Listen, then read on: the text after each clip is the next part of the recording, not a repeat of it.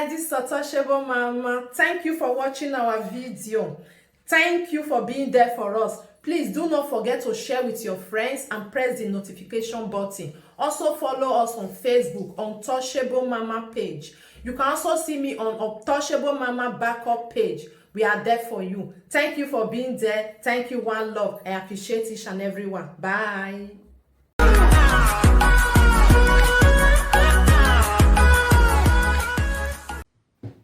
Me, why me on my den no love you cook me? I will more hard day. Ya washa, but I want me meji. Me with me a friend to wear, when me cook wese. Anya, when my ve bolas niga ni obojo. Awe number one man. No garibega money. I think we hemi yan. I do sunuji ya. One do sunujo. I got one way. I me ga wonu gwe na my mama o na my mommy o I me ga wonu gwe. Don't go close and itch because here we did o wa ho o wa gbelika yo he they warn you emaga wonu gwe against me. Don't go close and itch yeah babbage well because I be strong woman for begamo also na this succeed where ugwe bud megaje a begamo. Oh, what no? I was only the person who got this center. Well, give me for now. Oh, half man, half woman. When ya go I say, you get the near the quick be. We what told him say, when no let me. And all said to me, I'm blocking the chest shocking was no domuja, was the one I say. I didn't hear so what. It may to be me big, can ye? Me zego to pubiato. What's when I put me on the what a pubiantania? When me got to show where the donny was on money got. What got it? Me now when we do win me. How do you about we are Raja Banner? We are in my belly if you're born. It may back till now. Hospitality can be mafia up there with documenting me. Or to the bed original may feel like you feel like we feel like because when you're I greet you, President Speaker, welcome. Do you understand me? Me now would go with me. Me in your way. I never too what. Me I got my book when I view my and I view vous. I view so. My I will do you. Go do you. Why worry? It's like I want more about in your way. I want let guy. Oui, liti. Et soda. We no talk Ivie. Oh no. Because when me na hear ni we fi we wagele me. Oh, I'm a mother. Mo cooking, mo ga cooking me begamo. Ki carry why. Ni agba lewe little. I give the food because traditional with the kunya. Mommy, hear me. I'm go met there. And anywhere we go, we go call with you. Okay?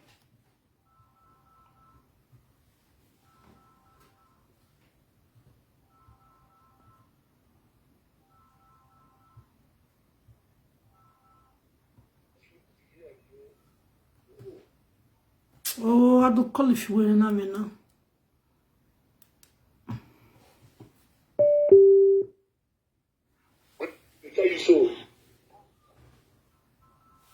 Oh, but not the call. No, if you pick your call now.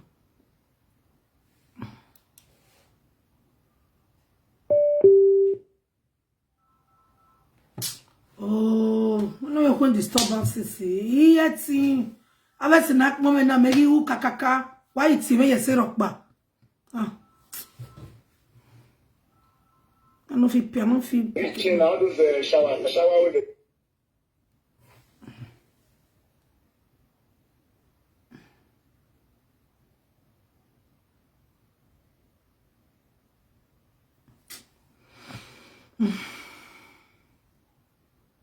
Go back. Come. Okay. Listen to me. I don't listen to you, brother. So, are you hearing me? Are you hearing me?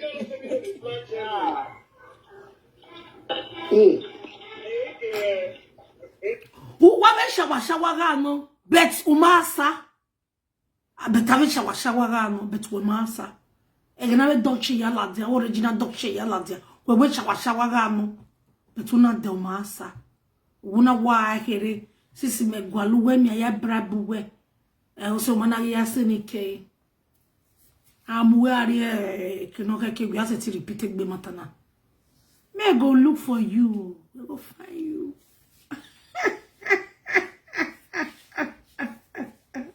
So that everybody they sweet me. Celebrity deportee. I don't want coke we are over there.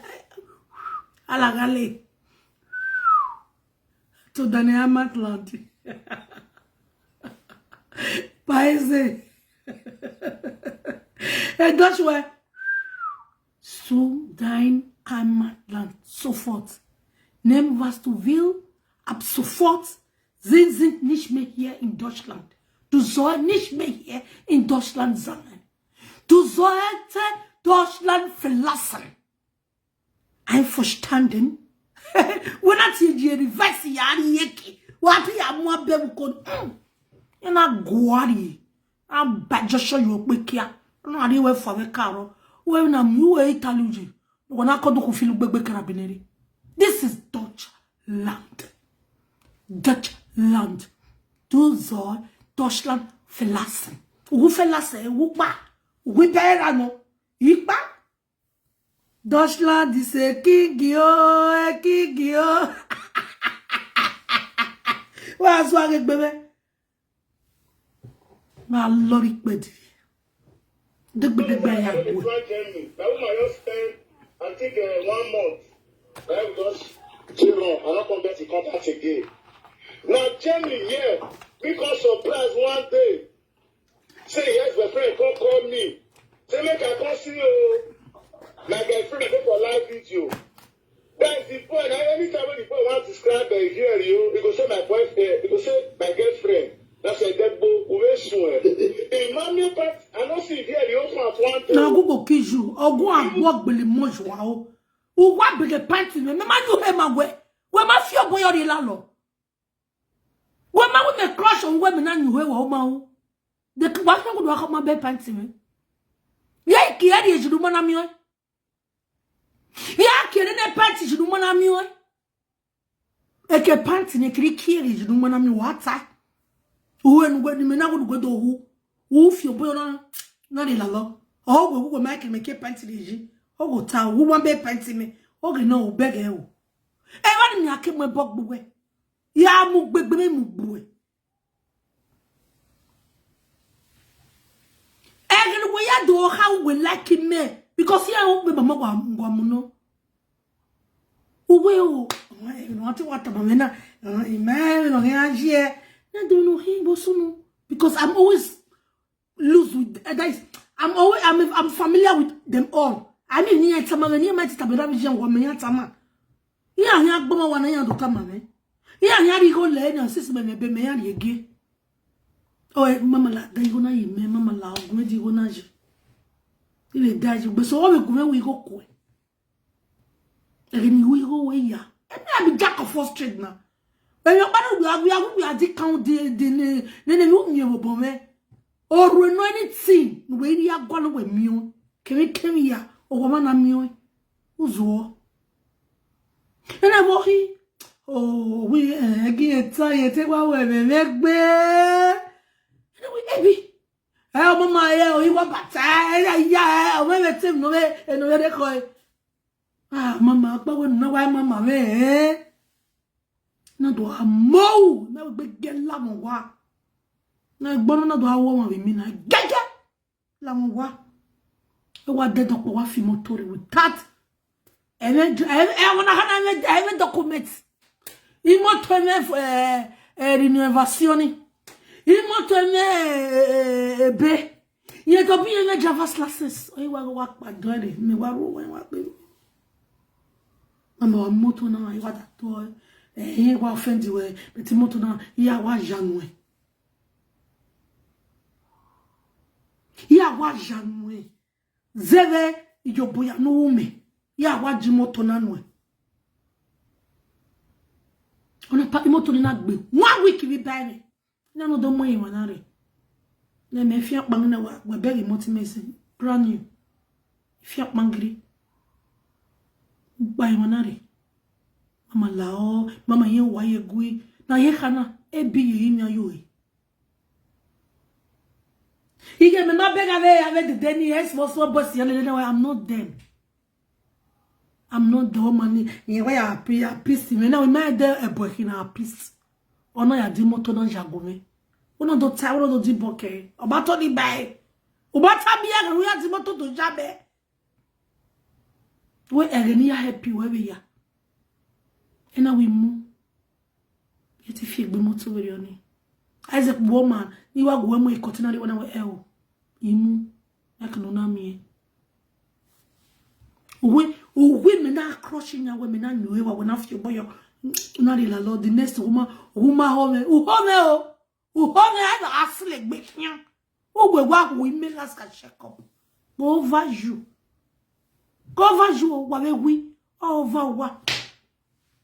Wa we iwu se ke do du majene. Okay, ke rovie ke heroike.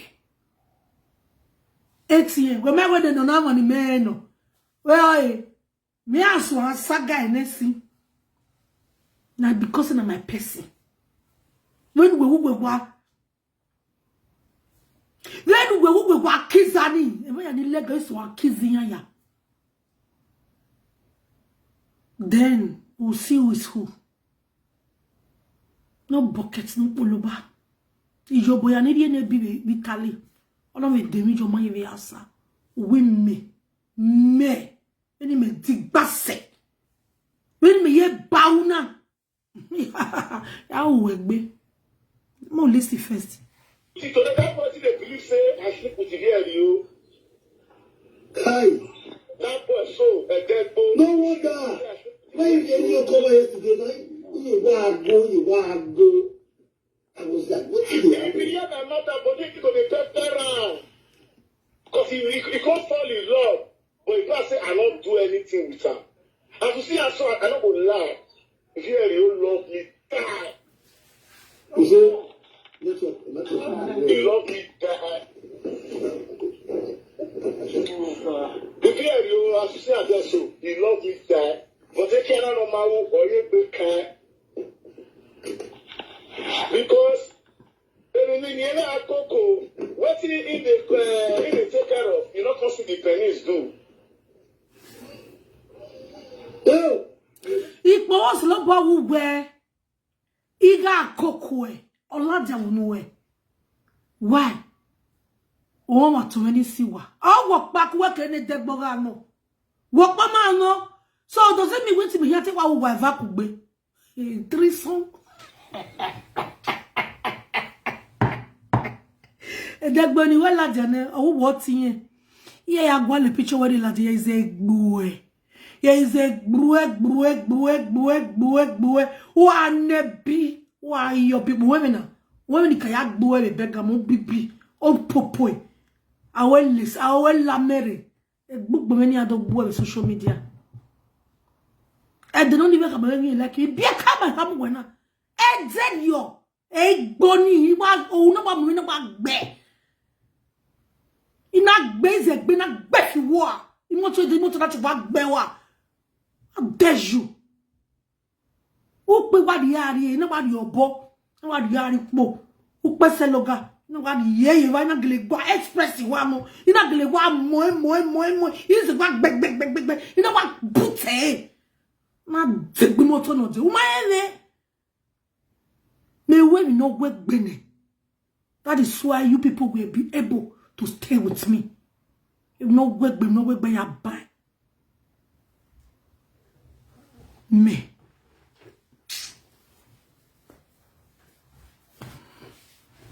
Me let's say anime on way. Even when this idiot come, Germany.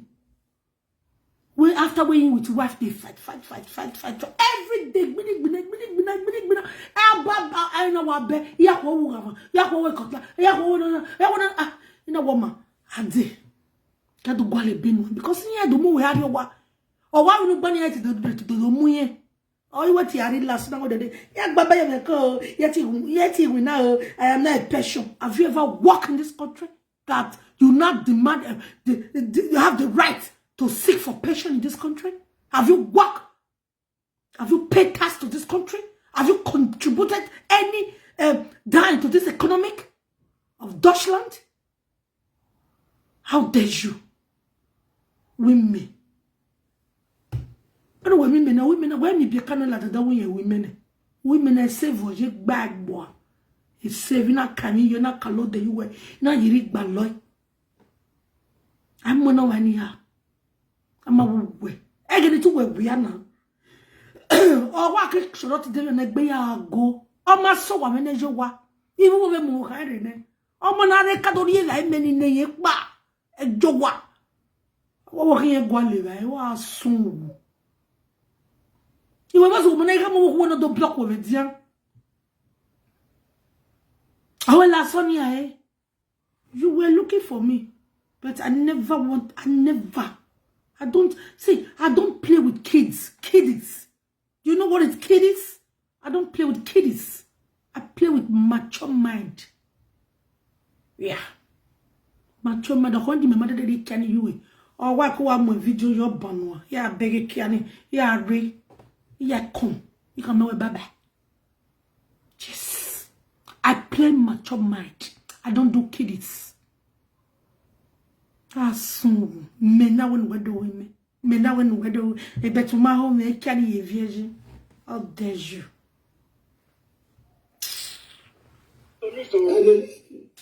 So, now that paper body, that should use for me. So that my boss said to me, I want you to make that for me.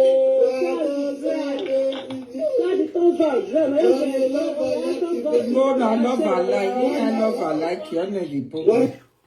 Kpai.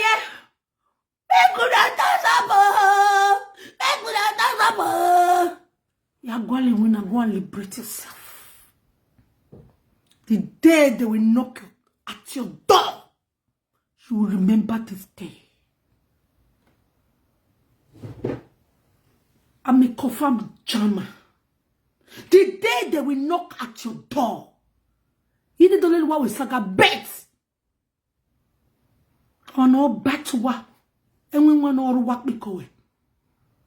You know, the police radio, I don't care who I will have you everywhere. It's so that you because you don't have documents. But now, if you want to saga me first, post your documents. When you're going to read the late gem away. When you're going to read the late gem away, you have to stop you away. You have to stop you away. We're not going to delay. When you're the two me away. No way I deal. We are my brother 40 years ago. I deal. Eh, baby, one I ever be ho. The girl is small boys.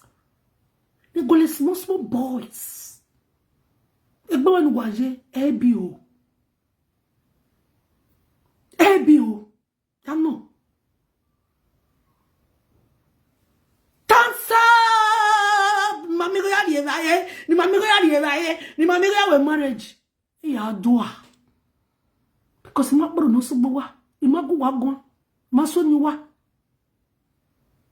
I don't reply for me.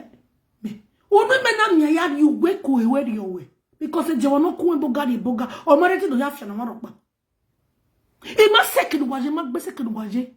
E don't even when of no ti no ma bia na we ade. O we have do so do fin we boadi. And I come boadi na go na fin because ma so ni we. O da agawaru we gboro obera ro obije. Even eru we agaga no aga mu ne ekwe mo be ageru we. Oh, it shock you. We get good make message to reply. Who does that? How did it happen? Wa won wa di wa dia. Me no go big we the reason go gwe. Because he won eh. We get be na do sunu that way. We the Deutschland wa come na back. We wa try no come out there. Or you am one boy go and be there.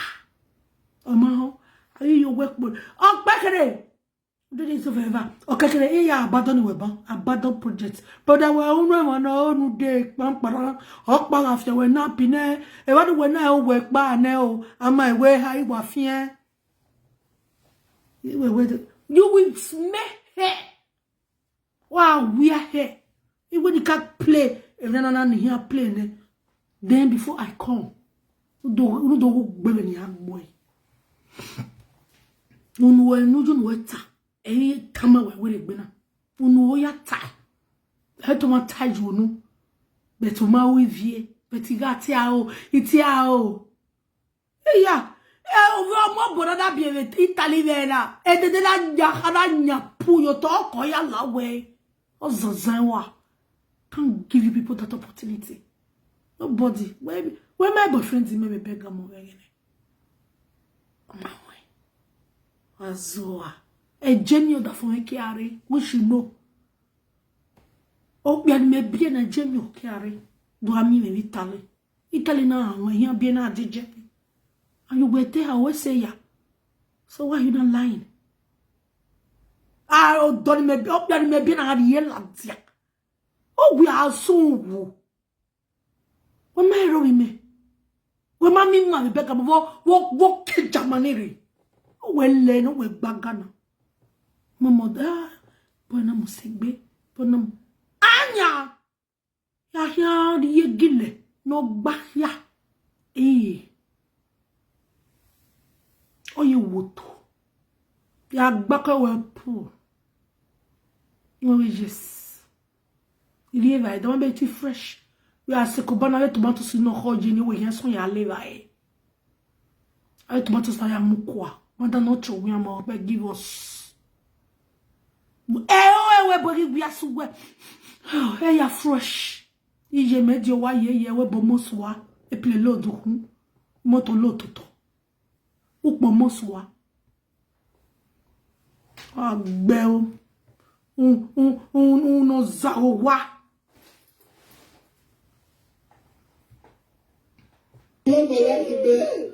On your say maybe more than I would in life is just. Even you are a boy, you're not now because they love and like, they don't share. All those yeah. Oh, where shall I remember me God with Bugwet about Robo? No work book can move in me goods. Me mind me will Bugwet there.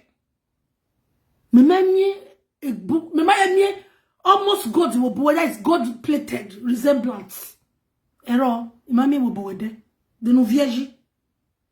Oray shawa ano do oya emwegbe o ma asa. O sa wetaye ma asa. Ma ha me we na no na ma working wasa. Because when here popo ye kebe de we von ko de ma we asa. Ana ga pole ba. Why are we gegbo? Too flat bo. Even too flat o wa me ya no too flat you even down house. Or what they call is 6 flats. No worry, is 8 flats. No badagri a hostel no. Iwa. I don't be your mates. Or see any nani look me. Ima oni a do fiawo. Ima oni a fiawo because you get go the guy. Ima oni a fiawo lele. E boy wa lele hen se do fure. Imu ne black boy. Come on, marry. Wow. You didn't want ya. It's already made for my kids. The one way boy. Ube 3-bedroom flats. No use we are be old model. You get social media do ya dollars.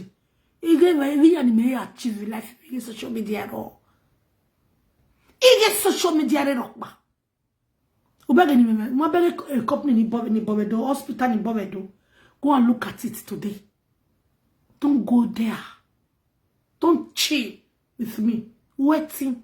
You can't run race with me. You can't. While every day on social media, you don't liberate. You don't want to liberate yourself on the country where you are. Akwa ero gyan behind those voices. Ah? Akba bobo. I wait to trial. I wait to deportee. Ah, who you may yagboge? You are now waiting deportee. Awa chukuwe. Awa chukuwe. A chukuwe. Wa kolete because it must say kenuje. E wo bi wa Zuzani wa gona wa poli. Yage! Oge frak yoge e pa jebo nu ga gwanji. Won si. E frak gbo gboye kene se o beti wo o brush we agbon video. Robbie says, he said Olivie really needs somebody to advise him. He really don't know what he is doing. I swear to God. Wallahi. Eh? Emily Ben, he says, Sister Ivie, please, don't play it again. That Olivie now, ungrateful human being. You are so ungrateful. Wagogo. Ya baswa Joshua. Ya sewa yivani bang. Because I'm a German property. I belong to German. I belong to Italy. They are not close with them. I go back for Italy. Italy are close. I go back to Germany. They're UK 5 years in Albania. Even yak bonyo so. Even only experience is almost 3 years. Even yak bonyo kowe. Ima made. Ima le yak ma made ma gwala klodeji here. Awe wana no mewa biakia, awe wana no mewa biruliakia. I collected bewa, adaji, bang, because I'm married the penalty insurance. These people can fail you at any given time and say, leave my country. We are paying you people 50,000 euro every immigrant, leave. What he here? Daddy, what a failing father. A failing father, come and see what Deutschland have done to me. Oh, a disappointed father, come and see what Deutschland done for me. Deutschland, I bow. You do me like this. I bow to you. You do me tall. I bow to you. You do me tall. Now, they go to do now. Go and walk. Go and integrate yourself well, To the extent I won't tell this to see me go start school. He said, my brain not this great gay. Even me, I say, old woman, see, he died, you better. And when I hear what we saw, in a 3 script and that the young bear son, a young boy. I come when I'm here, or my a decision, no, who went 3 page, no, go off. I got check it. Tomana Bamana correct you and gonna. Where did you allow Ilabe? Genafe, Feno, Genofe, where else? Then cook west, Begam. I said, be pancho, Kenya, the Ueku. Mama, the boss has a gourmet, Mama Lawa, go the boss has a dere uwe. I will see our party cake and Ogeria. Azua. They love her like they're not the share. You carry wife come for Nigeria. The person where they take care of. You can go carry wife come for Nigeria. If you need to learn. Love her like share. Hey, you are this Jenny. My woman, everyone getting money, man. We hear you got till anywhere. Now problem now day. If man love you, but this man they try to sleep with me. I don't agree. You see that? No. You understand? The matter come between me and a dead boy. Tito, a dead boy coming yesterday now. He said, baby, I think I want you for this is Eriyo Poti. You know, listen. Let it finish now. Let's not talk about it. No, what you you will not go tell you, baby, you don't see it just now. I think you don't see what I'm doing there just now. You don't let you do anything. I go lock up there for his house. I don't go agree me do anything. And he rig me with. And what's our devil? I beg eh? And man, no right from it. Go and ask my question. Okay, book now. What's the matter with beginning? Whatever, what you why you swear from the beginning to the end? Make it me back bove. Make it a good money. Me huene. Si. Yes. O baso ke ka kon mi ani supermarket na me na makeup ni ba. Ya den arrive. Agbori mi atemi c'est vieux o mi we wa me gbinwe. Like seriously? Are you serious right now? Why not agbinwe? Where who a combination of agbinwe? Also na have you where does be the Germany.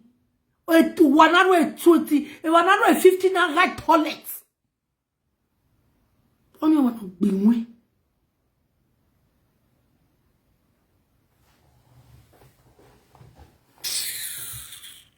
Mami wana agbinwe. Mi mede. Awa wan mokbaje. Ete mo leg wana agbinwe lele. Me. Ete wa agbinwe me wa agbinwe. Me to be me wa agbinwe. Me ala. Ete me don't put her weight very na. Me ala je bega mo rege. Me ala je via kwa rege. O bona no. E me wan relate with me. E me yonya we take be mu gbe. Ete take be mu. Erije. Soon agbinwe shak e bleachy caro white igba we Nigeria de gbe no your pull on do your bojo e caro white e ma we Nigeria we gbo mo ni a deport or a deportee or na mu o mo gbe ma we gbo me wona deport e caro white ma we gbe ezima si krokro ezima krokro o si o na fi ariwa ya no tag e de gbe yo del ben na do red or do siran or do na see or do sikan or sikam we ho we do have map of Nigeria e try gbe o gbe we jemi na we gbe we jemi the next 10 years I want you na mapi I made jemi na go jemi na ma gbe me wa ya no wedele yo wa awara bu vione ave jama file ya kwane ave ne boy ya vio la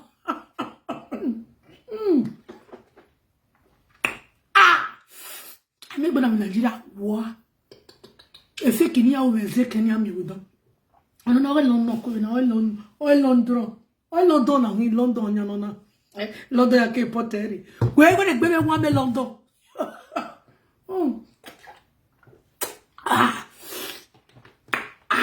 ona me megbe e bo wa won na o na ipa mi o me o but e peter le mo ya te gbe yo but o me so originality go emi won e pi oto go ya won na won go de but oto wa wo I dare you but what me ya ni go na ya kiyo ga ni kadeni ore France ga no ya mari muri Germany ma ti en bandi ya no ni go na kiyo style na ya no walk by ni go na kiyo ba this a maka water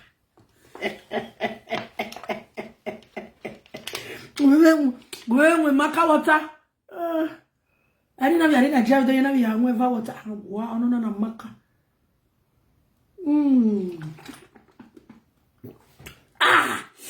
ona luka gbe ona agbe na me Nigeria on a jawe de potisi won gbe na no buy we go Many people take care of They usually talk that they sabi they take care of man well. No, that be when so where are you this guy? Wa gbogbo ye ke ha ma bona we ma be friend there. I got those sabi take off. No we ga de be me gba ore be friend me wo wa. Then we me ga gba ore since me sabi take off man. We no what take no na gbe won ro. Criminal wa gbe won ro. O won no we ma fi boyi me we di la lo. Why ya me ya gbe won ta wa gbe won ku ya so. O no gbe won. O gbe won ku ya so. Ono gbinwe we bere ti me e dread that he made abi metene me to bomo we ikwe me so asike we komo dread na ya go ono na ri ulomaro we she sabi take off ma we E we won't have waiting bimwe. What work back plan abi? We collect, no worry. What told you? Yeah, I was saying, I understand. Share the video. Again, when the two were who will at when we talk about daily war, and social media managing what up flush your whole at one somewhere. So, honor we make when the long raw. Oh, when my worst, no hot delivery. I agree to mommy. Oh, when my worst, no hot delivery. This is a women be when. Oh, we were struck in a wasn't with tie. You talk about delivery, fashion, ya. I want to fashion, we are going with this Sonia. I want to we are. I want to my war, we are on a fashion way. Do you know what is total infection? Why not yak quick infection? Oh, we got me. Where do I get your way? We will not target the way. Where me will be made the mail as social media. Where me will be made. Where my bag walk with Nigeria. Where my bag, where my bag, when you move. Or marry my way, or non a gwalling way. Or town open a platform, I want to do tie. Leave me way. I like me work out war. I will celebrate your downfall in this social media. I will celebrate it. It was about Agbeyan me we use podaya. It be podaya hara. Akmikoya ye podaya way. On one of my no get platform. Una te toss up the video share. Like it's a big deal. It's going to take something away from me. Nothing. Oh why ye. I give me you a day. Even na record dollar. Every you will not be well. Only na go call dollar like mother. Where get we oh you talk. I will mop. Want to chill with big girls? I want to join as a marker. Guy, come and chill with the big girls. You are. I'm not your mates. Why a video someone I will boy na gbashawo. There's social media. Oh why it Bobby? Worry. How come I gonna hear boa vegana? E bika. We me the social media. So no ba fi we maybe we why do we saga? Why one me we gegi we ya do 20 million we kemena do to. Who set it so do? Who set 20 million? We are do to. Now it's not 50 million in that area. So where can do me 50 million ya do to we kemena boa? Me gam me fi private jets in it.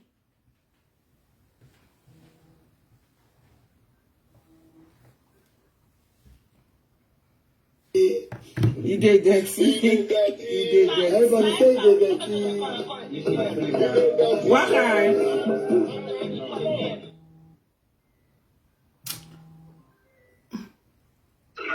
Hello. Oh yeah.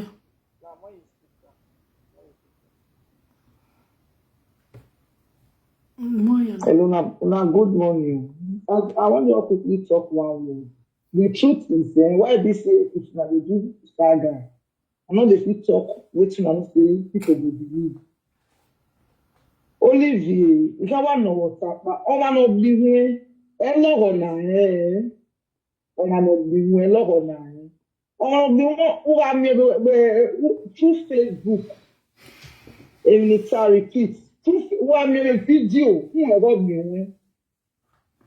That is ẹ̀mẹ̀yà ló ta òórè yà that is ẹ̀mẹ̀yà ló wà kà lọ ọ̀pá ìbànú má kà lọ ẹ̀kọ́ ti mú wa mọ́ mu wọ̀nyé kèé ya. Uye le sewe Nigeria nyafuwe ari uye tell na we master uyo le ya bele tekwe muwe after many years in abroad e baya donate only the platform we iye donate we mu I cannot vote ya samoji ima because he was anything saga he go my abroad because wa ho able he wanna why when he go everywhere Olivie no mi wo be ga me we I tell you, look at them.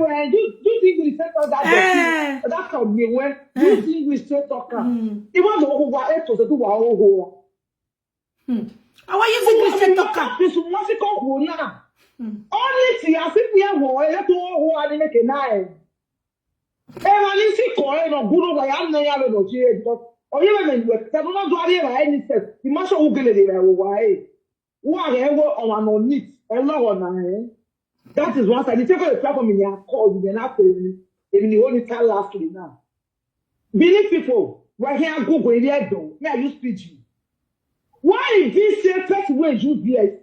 Now there is support for this social media. Why? Why is this a first way they use this?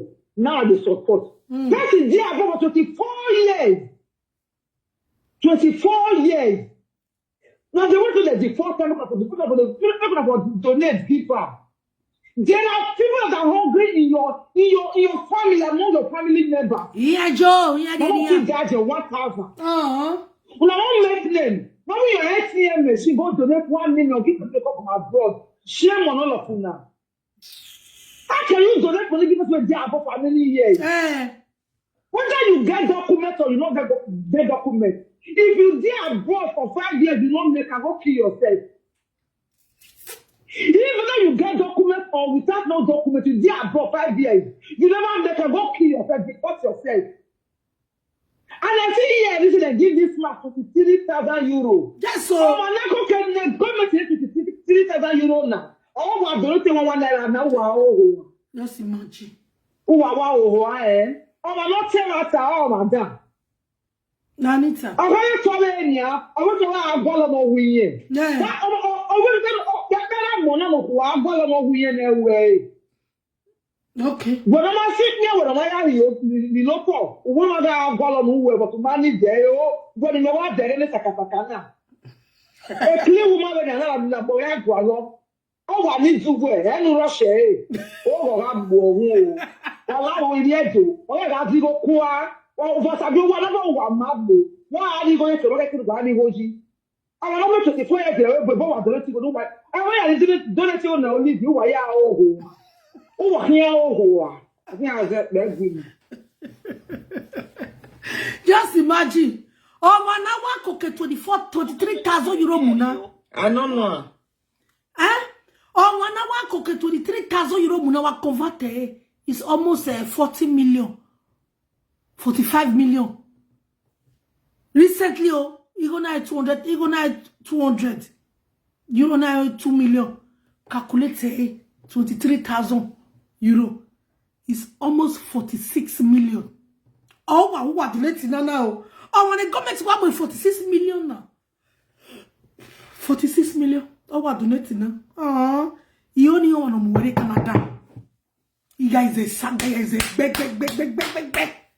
Imu kumbe, ya mu gbe mu ye mu gbomu kan me wa gba contact one la dirme after when the government money 46 million naira na or no money Canada ni we with 46 million naira Canada at a blow we government here the 46 million naira no we at a blow uguna do ni gore na no ya mu are Canada ki we do ya do avinha we o seka we azena o seka we adeyo avec polo area we bobae to do finyago me kaka me wi goni e seke no me no gbono yawo no ya ba mo re ni yeye e mi wi goni yawo awa buku yeke ife shop de kus we wa gogojo wa gbe we de ku emu no ma ti elibite gbe no gbono audio to social to do moji we me be and oh no we me be so no say na wo hina we gawo o wa mo so gawo who be the next we give so igbe da e jamas nya deport we fefe we do ari ho we wo na go mana contribute we go mana winner wa ma je school wa ma we rokpa wa ma liberate we wo na wa you befiko Okay, no. We say don't know am. Okay. Well, listen. And from the west, let's go. oh yeah, let's go GJ From the west, they go up. Woman. okay from down like this I be man From west go down. Abi, from like this I be man. Talk about the year. Oh yeah. From the waist go where? From the waist go where? Wait, they come down and man. Come down and man. Okay. From down go up. Now, woman. What did I use to tell me? What did you use to tell me? Part of man, part of woman. Now, be now. Okay. He managed me naked, then also in a jeguna. A lion breed age. He trained. I was a black belt holder fighter. You're best to go and ask. I was a black belt holder merchant. It was been. Me give me na mu we no me ya gbogbo zanzan. Me am come we me agbogbo ebodi. Igbon so bo we tam we won ni we wa mi nenu le. Ogbolopo pa kan gwe me. Me igbogbo ni me nya we. We ku ya sikpia we me na okpia. I no be gay. Ima we gay. Ere me ya we gay me ya je we bo me ma we gay. Ere me ya we gay me na ru we kila ma. Mami boya we gay. Mami boya roe. Mama boya you we ya de le rekia le do ke la we bo ge le dane na not even more kia ye more area because I don't go carry myself for where I don't know. Oh I money we kia do you big be ade you back beside you. So DJ, let's move. We are couple one me me couple one way in my couple one egbe they oh no celebrity deportee gigi. I think I don't even boss about a musician. I don't collaborate. Celebrity deportee. Near deport with a men. What a fairy father. What a fairy father. Come and see what Dutchland done to me. A fairy father. As your boy you were in alone. And Nigeria una ya mo me. Aso. What's he say? There, come ya sit me we no clear him. He me gbogbo clear. Me gbogbo. E ba me do a try anyway. Let me come and be this guy. Ask people that know me how you kill your pay mo. He dey blade by. He's a yen by. The Chris. O gbogbo guy. E me na ya gbigbi. I see na gbogbo guy ma gbin yan ne. Neri ajin atalo ajo we rewe. I don't know what boy with you no. I don't remember me amudia. Era we be so big you how. All of your hand boy. Come on, get that. What do you Mine, all the touches of fat, they are still with me. Oh yeah, DJ, let's go there. Okay, part of everybody that's it. Say. Then we go and make an lad. You know one lad. Everybody say, oh yeah. Olivie, now they talk so. Now Olivie they talk so more now they hear. Now Olivie. Part of woman. Oh yeah.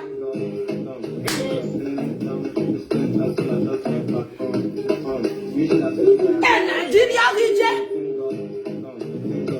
Deportation. Celebrity deportation. Celebrity deportation. Olivie, Oh yeah. part of woman. Oh yeah. That's all. Right, oh yeah. DJ. Oh yeah. Major Nika, money to DJ Nika. Oh yeah. Oh yeah. No down, no we are near and do it. I'm a married. Go to my wife, okay. Okay, let me tell you the truth. I'll be far. Let me tell you. Very easy. Eriyo, we fight to fight up. We know where my brother.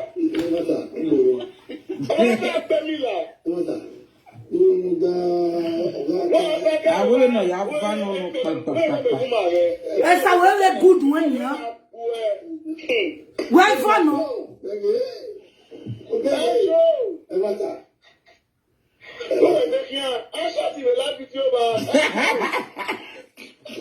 Everybody say, I start to that. Yeah, the fucking day I tell you that. I'm going to shout to you, guys.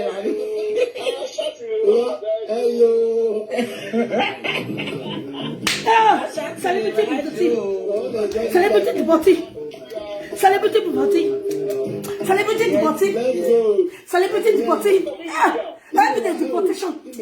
Evidence deportation. Oh yeah. Oh yeah.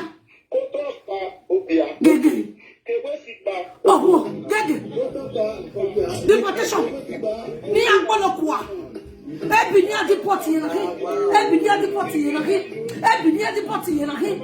You never the party in your back. You never the party here. Wagao. Oh, after 46 million. Near moon of a Dutch lady. Or you are here. Or you are here. I have no backbone.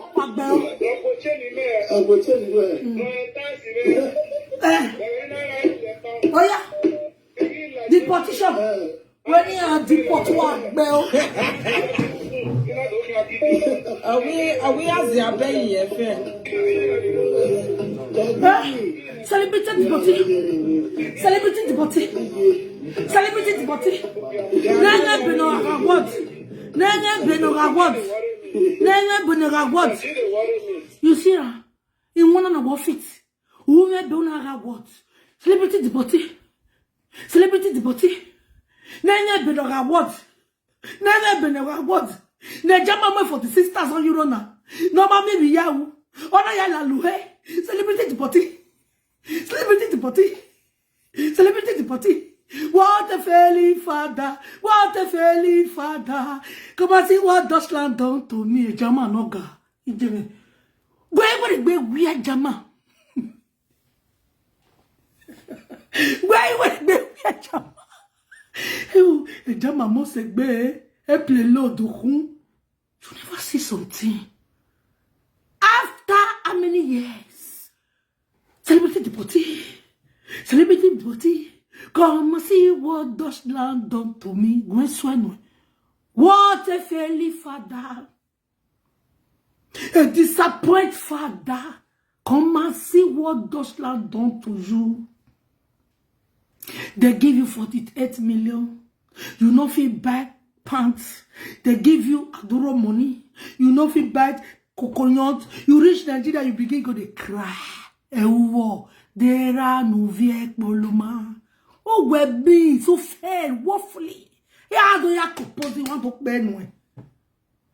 Fairly father. Fairly father. Who fail woefully. When I tell woefully fail, I don't chill with me. I don't we are in celebrity deportee. When no mona ya dena momo. When I have 46 million we. Umaseti we be we. O wa so wani do the tigone. I will not have 46 million now. The Deutschland now cannot account for not even 10 million for 1 week. You know where about that bene. I can do assist. Why you go? Woman no 46 million. A year to 2,000 euro na pay for good 11 years. Only rewa. Woman no ya wu.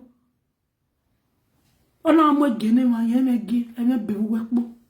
Ona wa awards when ene be when na awards. E me less award ni we ti me. Asi ya award ya wu, ya wu.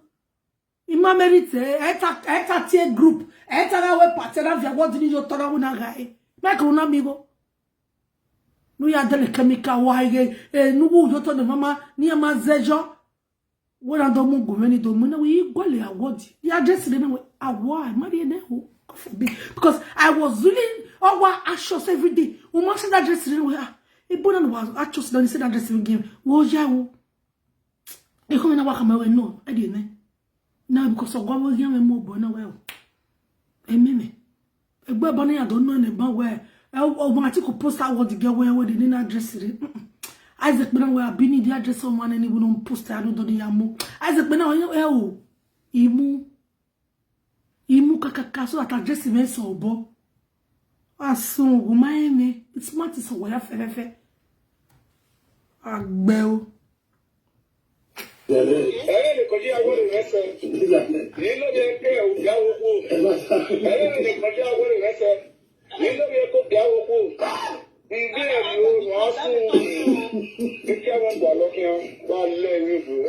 Olivie Guana.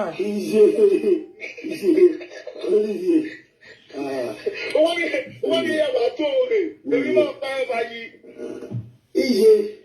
Emota, you don't know what past you. You don't know what past you.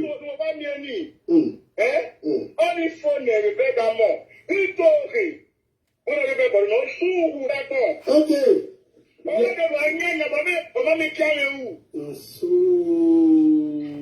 Eruwa we ata.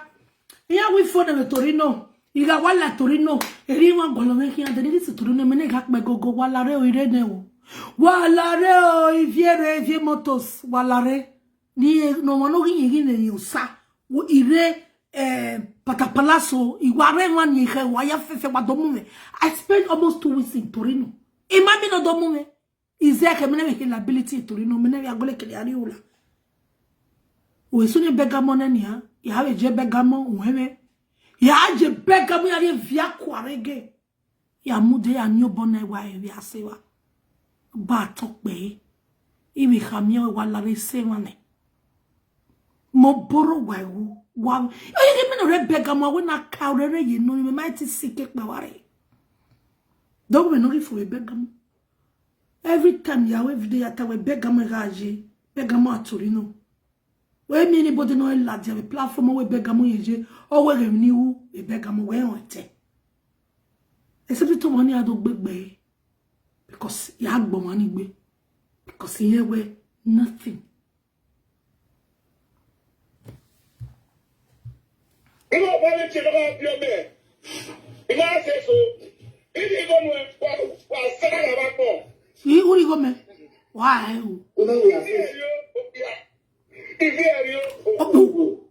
Ivie Eriyo.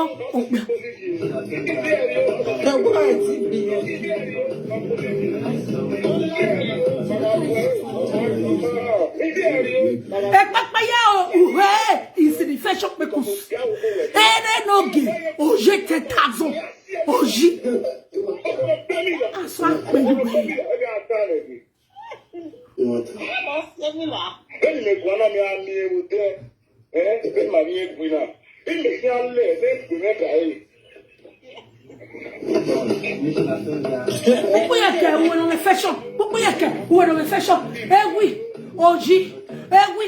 Oji, era, oje tetazo, ije, aṣawo. Enu ari agole na ninu kwa. Wa saga mi saka. Ma never get we bo. Na die ya aja. Grateful human being. Aṣawo house. Eriyo obia. Mazwo ya akọ sinja. Mazwo. Ubera gbo. Iye de pa udaru do di.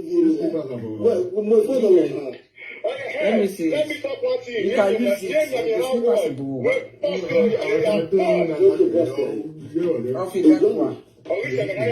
No, you see that on the floor. Post that one thing. When what taxi that I wear my dress, I pay my dress. Emma dress. Okay. No. Damn you. Boss, no. Damn you. I like your dress, Maria Jesigwe. I want here. We post it again. You know, my dress. Obakawa wodi me.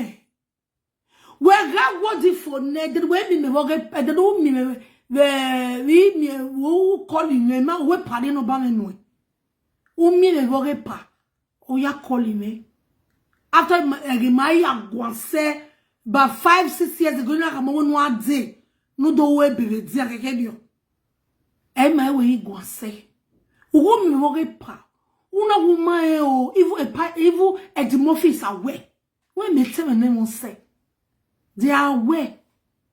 Edimorphis are Iye magaleri ni me bana we no needs. No needs. Yeah, hello Gideon. Hello Gideon. Hello. Yeah. Good evening, ma. Good evening. How are you? Okay. Have you people finished? Have you people finished? Yes. Okay. What's the next? What's happening?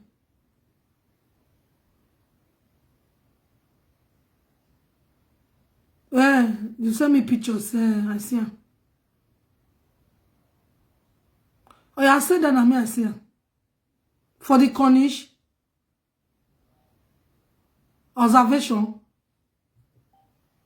the Cornish. Oh, yeah, I see. I'll call you. I see. I'll come.